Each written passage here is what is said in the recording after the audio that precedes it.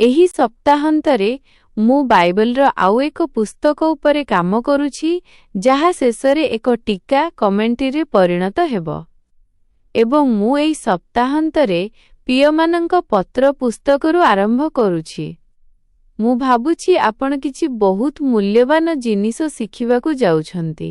ପ୍ରଥମତଃ ମୁଁ ଏତିକି କହିବାକୁ ଚାହେଁ ଯେ ଯଦିଓ ଯୀଶୁ ଦୁଃଖର ମଣିଷ ଥିଲେ ଏବଂ ଶୋକ ସହିତ ପରିଚିତ ଥିଲେ, ତଥାପି ଏହି ସଂସାର ଦେଇପାରୁଥିବା ଯେକୌଣସି ଜିନିଷଠାରୁ ତାଙ୍କ ପାଖରେ ଏକ ଗଭୀର ଆନନ୍ଦ ଥିଲା।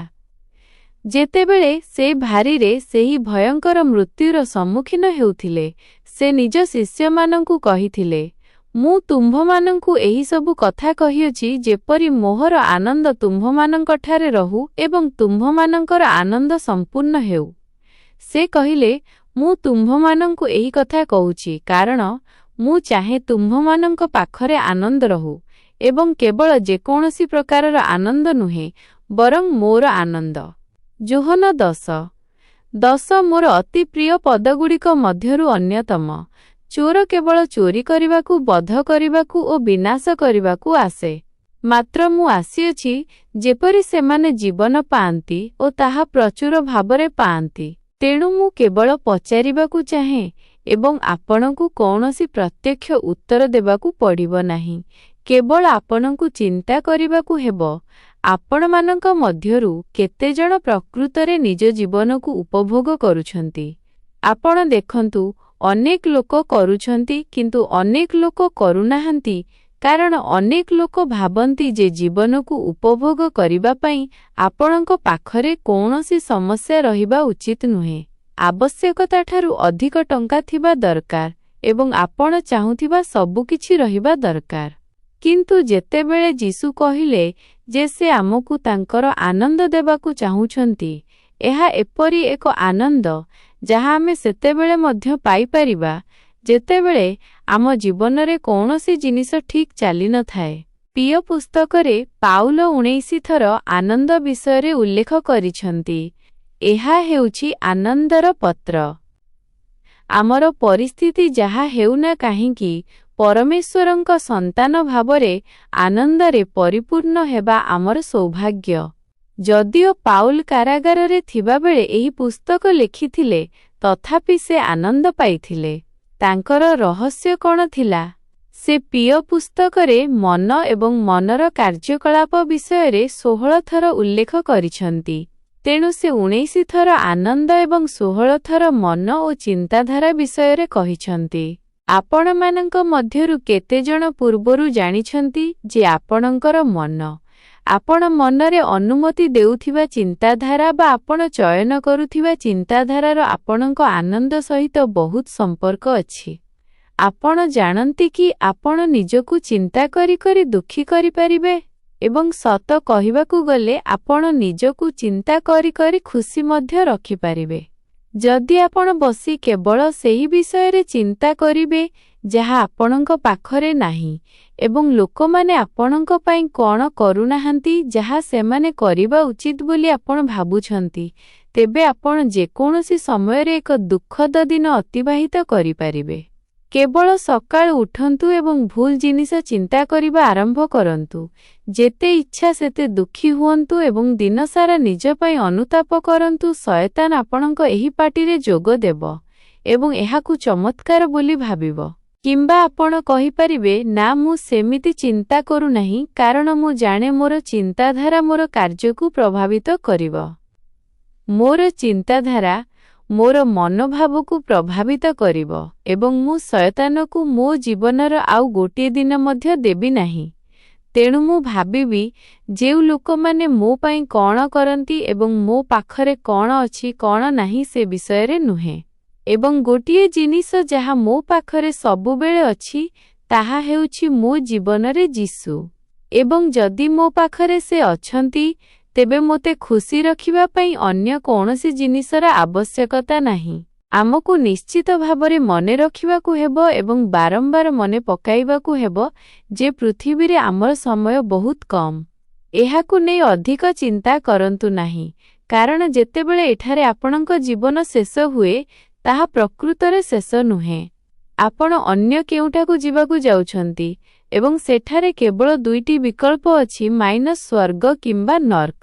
ଏବଂ ଯଦି ଆପଣ ନର୍କ କିପରି ହେବ ସେଇ ବିଷୟରେ କିଛି ପଢ଼ିଛନ୍ତି ତେବେ ମୁଁ ଭାବୁଛି ଏହା ସ୍ପଷ୍ଟ ଯେ ସ୍ୱର୍ଗ ହେଉଛି ବାଛିବା ପାଇଁ ସର୍ବୋତ୍ତମ ସ୍ଥାନ ଏବଂ ସେଠାରେ ପହଞ୍ଚିବାର ଏକମାତ୍ର ଉପାୟ ହେଉଛି ଯୀଶୁଙ୍କ ଉପରେ ବିଶ୍ୱାସ କରିବା, ସେ ପରମେଶ୍ୱରଙ୍କ ପୁତ୍ର ବୋଲି ବିଶ୍ୱାସ କରିବା, ସେ ଆସିଲେ ଏବଂ ଆପଣଙ୍କ ପାପ ପାଇଁ ମୂଲ୍ୟ ଦେଲେ, ସେ ଆପଣଙ୍କ ପାଇଁ ମୃତ୍ୟୁବରଣ କଲେ ଏବଂ ଆପଣ ପରମେଶ୍ୱରଙ୍କ ସହିତ ପ୍ରକୃତ ସମ୍ପର୍କ କେବଳ ଖ୍ରୀଷ୍ଟଙ୍କ ମାଧ୍ୟମରେ ହିଁ ରଖିପାରିବେ।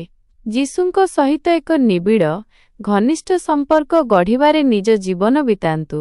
ସେ ଆମ ପାଇଁ ମୃତ୍ୟୁବରଣ କରିନାହାନ୍ତି ଯେପରି ଆମ ପାଖରେ ଏକ ଧର୍ମ ରହିବ, ସେ ଆମ ପାଇଁ ମୃତ୍ୟୁବରଣ କରିଛନ୍ତି ଯେପରି ଆମେ ତାଙ୍କ ସହିତ ଏକ ସମ୍ପର୍କ ରଖିପାରିବା।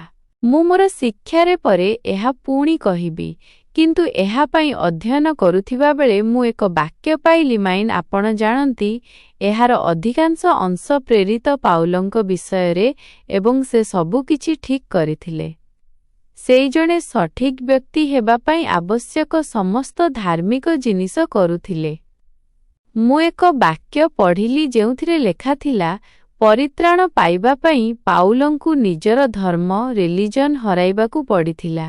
କେହି ଏହା ସହିତ ସମ୍ପର୍କ ଅନୁଭବ କରିପାରୁଛନ୍ତି କି? ଜାଣନ୍ତି, କେବେ କେବେ ଆମେ ଏତେ ଧାର୍ମିକ ହୋଇଯାଉ ଏବଂ ଭାବୁ ଯେ ଆମେ ସମସ୍ତେ ସଠିକ୍ କାମ କରୁଛୁ। ଯେତେବେଳେ ମୁଁ କାହାକୁ ପଚାରେ କି ସେମାନେ ପରିତ୍ରାଣ ପାଇଛନ୍ତି କି ନାହିଁ ଏବଂ ସେମାନେ କୁହନ୍ତି ମୁଁ ଚର୍ଚ୍ଚ ଯାଏ ସେତେବେଳେ ମୁଁ ସହିପାରେ ନାହିଁ।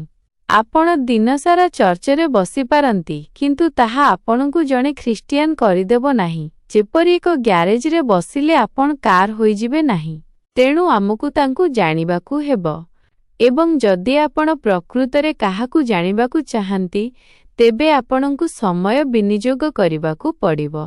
ଏବଂ ଆପଣଙ୍କୁ ସପ୍ତାହରେ ଥରେ କିମ୍ବା ମାସରେ 2 ଥର ରବିବାର ସକାଳେ 45 ମିନିଟରୁ 1.5 ଘଣ୍ଟା ଅପେକ୍ଷା ଅଧିକ ସମୟ ଦରକାର, କାରଣ ଶୟତାନ ବାହାରେ ବହୁତ କଠିନ ପରିଶ୍ରମ କରୁଛି ଏବଂ ଆମକୁ ନିୟମିତ ଭାବରେ ପରମେଶ୍ୱରଙ୍କ ବାକ୍ୟ ଦ୍ୱାରା ନିଜକୁ ପରିପୁଷ୍ଟ କରିବାକୁ ହେବ। ଆପଣମାନଙ୍କ ମଧ୍ୟରୁ କେତେଜଣ କେବଳ ଏତିକି କରିବାକୁ ଚାହୁଁନାହାନ୍ତି? ଆପଣ ବିଜୟ ଚାହାନ୍ତି? ଆମେନ୍।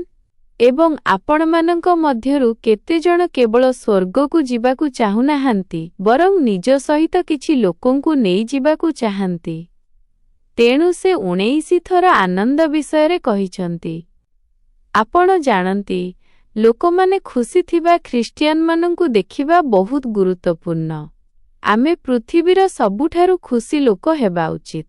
ଏହାର ଅର୍ଥ ନୁହେଁ ଯେ ଆମେ ସବୁବେଳେ ହସିବା କିମ୍ବା ପାଗଳଙ୍କ ପରି ହେବା, କିନ୍ତୁ ଏହାର ଅର୍ଥ ହେଉଛି ଯେ ଅନ୍ୟ ଲୋକଙ୍କ ପରି ଆମର ମଧ୍ୟ ସମାନ ସମସ୍ୟା ରହିପାରେ, ତଥାପି ସେଗୁଡ଼ିକୁ ସମ୍ପୂର୍ଣ୍ଣ ଭିନ୍ନ ଉପାୟରେ ସମ୍ଭାଳିବା ଉଚିତ। ଆମେନ୍।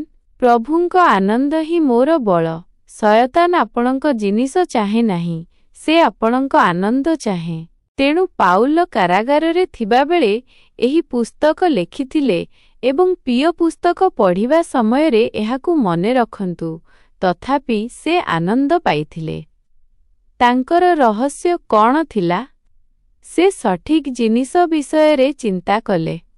ସେ ଏକ ସକାରାତ୍ମକ ଦୃଷ୍ଟିକୋଣ ରଖିବାକୁ ବାଛିଲେ। ଯଦି ଆପଣ ଅନୁମତି ନ ଦିଅନ୍ତି, ତେବେ ଖରାପରୁ ଖରାପ ପରିସ୍ଥିତି ମଧ୍ୟ ଆପଣଙ୍କ ଆନନ୍ଦ ଚୋରି କରିପାରିବ ନାହିଁ। ଉଦାହରଣ ସ୍ୱରୂପ, ଯେତେବେଳେ ଆପଣ ନିଜ ଜୀବନରେ କିଛି ହରାଇବାର ଅନୁଭବ କରନ୍ତି, ଆପଣ କ'ଣ ହରାଇଛନ୍ତି ତାହା ଉପରେ ଧ୍ୟାନ ଦିଅନ୍ତି ନାହିଁ କି ଆପଣଙ୍କ ପାଖରେ କ'ଣ ବାକି ଅଛି ତାହା ଉପରେ। ଲୋକଙ୍କ ସହିତ ମିଳାମିଶା କରିବା ସମୟରେ ଆପଣ ସେମାନଙ୍କର ଦୁର୍ବଳତା ଉପରେ ଧ୍ୟାନ ଦିଅନ୍ତି ନାହିଁ କି ଶକ୍ତି ଉପରେ। ଆପଣ ଜାଣନ୍ତି, ଅଧିକାଂଶ ଲୋକ ଯେଉଁମାନେ ଛାଡ଼ପତ୍ର ନିଅନ୍ତି ସେମାନେ ଏଥିପାଇଁ ନିଅନ୍ତି କାରଣ ସେମାନେ ନିଜ ସାଥୀଙ୍କର ଭୁଲ ଉପରେ ଏତେ ଦିନ ଧରି ଧ୍ୟାନ ଦେଇଥାନ୍ତି ଯେ ସେମାନେ କେବଳ ସେତିକି ହିଁ ଦେଖନ୍ତି। କିନ୍ତୁ ଯଦି ଆପଣ ଅଟକି ଯାଇ ସେହି ଜିନିଷଗୁଡ଼ିକ ବିଷୟରେ ଚିନ୍ତା କରନ୍ତି ଯାହାକୁ ଆପଣ ପସନ୍ଦ କରନ୍ତି ଏବଂ ଯେଉଁ କାରଣରୁ ଆପଣ ପ୍ରଥମେ ସେମାନଙ୍କୁ ବିବାହ କରିବାକୁ ଚାହୁଁଥିଲେ। ଆସନ୍ତୁ, ମୋ ପାଖରେ ଜଣେ ମହିଳା ଅଛନ୍ତି ଯିଏ ସହମତ, ଅନ୍ୟମାନଙ୍କ ବିଷୟରେ ମୁଁ ଜାଣିନାହିଁ। ଯେତେବେଳେ ଆପଣ ନିଜକୁ ଦେଖନ୍ତି, ଆପଣ କ'ଣ ନିଜର ସମସ୍ତ ଦୋଷ ଏବଂ ଦୁର୍ବଳତା ଉପରେ ଧ୍ୟାନ ଦିଅନ୍ତି? କିମ୍ବା ଆପଣ ପରମେଶ୍ୱରଙ୍କ ଦୟା ଏବଂ କ୍ଷମା ଉପରେ ଧ୍ୟାନ ଦିଅନ୍ତି ଏବଂ ଏହି ତଥ୍ୟ ଉପରେ ଯେ ପ୍ରତିଦିନ ଏକ ନୂତନ ଦିନ ଏବଂ ତାଙ୍କର ଦୟା ପ୍ରତିଦିନ ନୂଆ ହୋଇଥାଏ? ଆମର ଆନନ୍ଦ କିମ୍ବା ଏହାର ଅଭାବ ବିଶ୍ୱକୁ ଏକ ବାର୍ତ୍ତା ଦିଏ ଏବଂ ବାଇବଲ କୁହେ ଯେ ଆମେ ଜଗତର ଜ୍ୟୋତି। ଏବେ ପିଓ 1 ଅଧ୍ୟାୟ 1 ଏବଂ 2 ପଦ। ଖ୍ରୀଷ୍ଟ ଯୀଶୁଙ୍କ ଦାସ ପାଉଲ ଓ ତିମୋଥୀ, ପିରେ ଥିବା ସମସ୍ତ ଅଧ୍ୟକ୍ଷ ଓ ପରିଚାରକମାନଙ୍କ ସହିତ ଖ୍ରୀଷ୍ଟ ଯୀଶୁଙ୍କଠାରେ ଥିବା ସମସ୍ତ ପବିତ୍ର ଲୋକଙ୍କ ସମୀପକୁ ଆମ୍ଭମାନଙ୍କ ପିତା ପରମେଶ୍ୱର ଓ ପ୍ରଭୁ ଯୀଶୁ ଖ୍ରୀଷ୍ଟଙ୍କଠାରୁ ଅନୁଗ୍ରହ ଓ ଶାନ୍ତି ତୁମ୍ଭମାନଙ୍କୁ ପ୍ରଦତ୍ତ ହେଉ। ସାଧାରଣତଃ ଆପଣ ଭାବିବେ ନାହିଁ ଯେ ଅଭିବାଦନରୁ ଆପଣ କିଛି ପାଇବେ, ତେଣୁ ଆମେ କେବଳ ଅଭିବାଦନଟି ପଢ଼ିଦେଉ ଏବଂ ଏଥିରେ କ'ଣ କୁହାଯାଇଛି ସେ ବିଷୟରେ ଚିନ୍ତା କରୁନାହିଁ। କିନ୍ତୁ ଏହି ଅଭିବାଦନରେ ମଧ୍ୟ ଶିକ୍ଷା ଅଛି। ପ୍ରଥମତଃ, ମୁଁ ଚାହେଁ ଆପଣ ଲକ୍ଷ୍ୟ କରନ୍ତୁ ଯେଉଁ ପାଉଲ ନିଜକୁ କୌଣସି ବଡ଼ ପଦବୀରେ ସମ୍ବୋଧନ କରିନାହାନ୍ତି। ସେ କହିଲେ ଏହି ପତ୍ର ପାଉଲ ଏବଂ ତିମୋଥୀଙ୍କ ପକ୍ଷରୁ ଏବଂ ଆମର ପରିଚୟ ହେଉଛି ଖ୍ରୀଷ୍ଟ ଯୀଶୁଙ୍କ ଦାସ। ସେ ନିଜକୁ ରେଭରେଣ୍ଡ, ବିଶପ କିମ୍ବା ଡାକ୍ତର ବୋଲି କହିନାହାନ୍ତି। ମୁଁ ସେସବୁକୁ ଖରାପ କହୁନାହିଁ, ସେଗୁଡ଼ିକ ସମ୍ମାନର ପଦବୀ। ମୁଁ ଏହି ଅନୁବାଦଟିକୁ ଅତି ସରଳ ଏବଂ ସଠିକ୍ ଭାବରେ ପ୍ରସ୍ତୁତ କରିବାକୁ ଚେଷ୍ଟା କରିଛି। ମୁଁ କ'ଣ ଆପଣଙ୍କ ପାଇଁ ଏହି ବିଷୟବସ୍ତୁ ଉପରେ